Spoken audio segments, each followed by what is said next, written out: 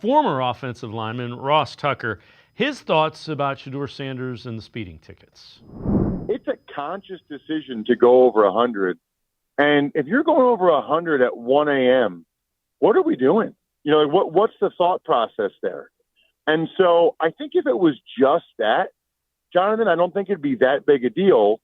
But then you combine that with, you know, everything we heard during the pre-draft process. There were multiple people that I spoke with that said it was the worst pre-draft interview they ever had, worst formal interview.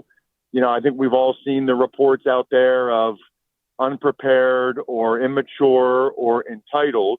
And so you think, okay, maybe he just was making, you know, he just didn't know what he was doing with the process or whatever. Well, he slips to the 5th round. You know, hopefully that's a wake-up call for him. Evidently not.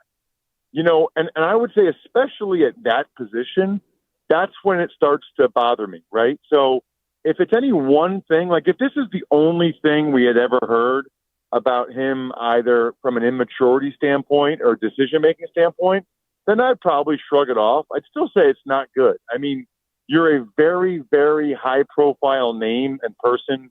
You're now an NFL quarterback, and for whatever reason, you make a decision to drive over 100 miles an hour. So that's my issue with it, right? It's like, number one, does not appear as if he's learned any lesson really from the pre-draft process that supposedly humbled him or was a wake-up call or whatever.